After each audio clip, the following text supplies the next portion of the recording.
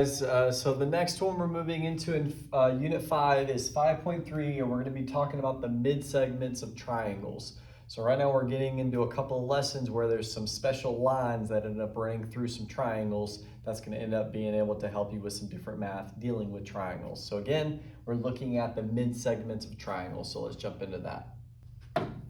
All right, so the first thing we're going to look at is exactly what do I mean by mid-segment. So right now, if you look, it says the mid-segment of a triangle is a line segment drawn from the midpoints of two sides of a triangle. So basically that means if I end up having a triangle side here and a triangle side here, if I take the middle of that line and I take the middle of that line and I draw a line connecting those two, that is going to be called a mid-segment. So again, the key word in here is mid. It is a line that is connecting the midpoints of two sides. So that is called my mid-segment. So if we look here, I actually have three different ones. So if I have a midpoint here, I can actually connect those 2 points to make another mid-segment, and I connect those 2 points to make a mid-segment. So there are three mid-segments of a technical triangle here, okay? So the next thing it says is the mid-segment of a triangle is always parallel to the third side of the triangle whose midpoint is not included. So what I mean by the third side here, that means I have these 2 points right here being used, so those two sides are being used. So this third side down here is not being used, so that's going to be my third side. So what that means, if this is truly a mid-segment, that would mean that this line and this line would then be parallel to each other, okay? So then if I was to draw this mid-segment, that would mean this line and this line would be parallel. If I was to draw this mid-segment, that would mean this line and this line would be parallel because that is my third side there, okay? So that's what I mean by third side and that third side being parallel. Those two lines would be parallel. And lastly, since they're parallel, the mid-segment of a triangle is 1/2 as long as the third side. So for example, if this was 6, the mid-segment would be 1/2 the measure of that. So I'm going to take half of 6 would then give me 3. So again, the mid-segment is always going to be 1/2 the measure of the third side, okay? So let's take these ideas and these different key points of this mid-segment and let's take it into our examples. All right, so on the number 1, it says we need to name the lines that are parallel to each other. Well, we just learned on the mid-segment that a line that is a mid-segment is parallel to the third side. So let's go ahead and look at my first mid-segment. We're gonna go ahead and just look at x, y. So right now, x is a midpoint, y is a midpoint. It is being drawn as a mid-segment here. So right now, AB, x is the midpoint, BC, y is the midpoint. So the side that is not being used right now as a midpoint is going to be my third side. So that means XY is going to be parallel with AC. So right now, XY is going to be parallel with AC because that is the third side of that given mid-segment there, okay?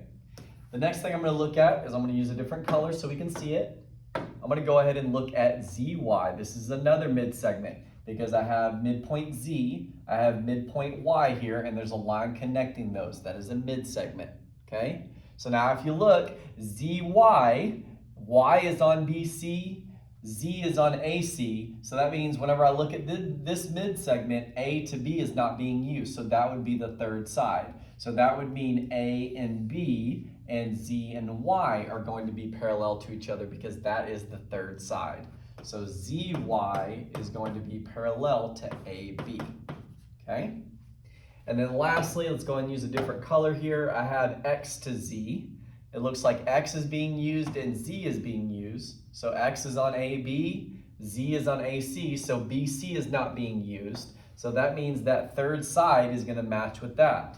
So that means Z and X is going to be parallel to BC because those are the third sides. So ladies and gentlemen, these two are parallel, these two are parallel, and these two are parallel because all of those are mid-segments and they're parallel with that third side, okay? Let's jump over to example number 2. All right, so right now example number 2, it looks like it says we need to find the distance across the lake. So right now if you look, we've actually been given a lake here, and it looks like we've drawn some kind of triangle here. So there's some point over here. I've measured the distance from that point to here and that point to here, and I've been able to draw the distance from here to here as well, but I gotta find that. So if you look on this line here, it looks like this line is equal to that one, so that would make this point a midpoint of that line. This line right here is congruent to that one, so that would make this point the midpoint of that line. So now it looks like I have drawn a line from here to here, connecting the midpoints. So that means that is a mid-segment of my whole triangle.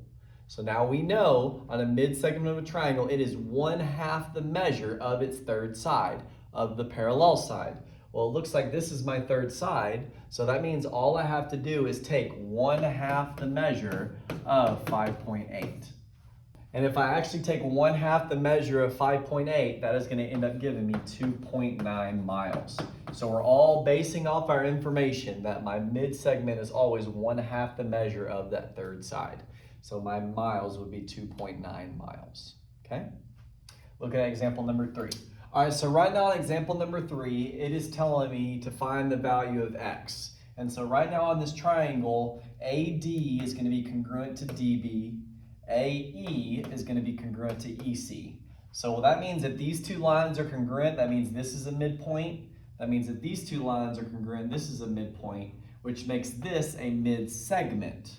So then we're using the same idea that the mid-segment is always 1/2 the measure of the third side. Or in order for me to find this, I can double it to find the third side as well, okay? So right now I need to find the value of x. So with that being said, for x, which is going to be BC, okay, BC is going to be equal to, and I actually have to double DE in order to get BC here. So I'm going to do 2 times what DE is in order to get BC, because that would make them equal, okay? So in order for me to find DE, I would actually take half of BC or do 2 times DE to find that. So right now BC is going to be represented as 4x, and DE is going to be represented as 5x minus 24, okay? I'm going to distribute the 2, so I should get 4x equals 10x minus 48. I'm going to end up subtracting 10 over here, which is going to give me negative 6x. And then I'm going to divide by negative 6 on both sides, which x is going to be equal to 8. So right now, again, I use the whole idea that the mid-segment is always 1/2 the measure of BC. So that means I would just have to double DE to get the value of DC. So that's why I doubled DE right there in order to get that, okay? Jump over your challenge question. All right, so remember, ladies and gentlemen, down the bottom right-hand corner of your notes, this is your challenge question. This challenge question is needed to be used as a gauge to see if you're ready to move on to your skill check. So if you look at this challenge question and you're able to do it on your own and get an answer, that means you're ready to move on. If you're having a little bit of trouble with it, call me over, let's talk about it, let's figure out something or some information that you kind of missed in order to get you on track to get you to that skill check. Other than that, holler at me if you need any help, and good luck.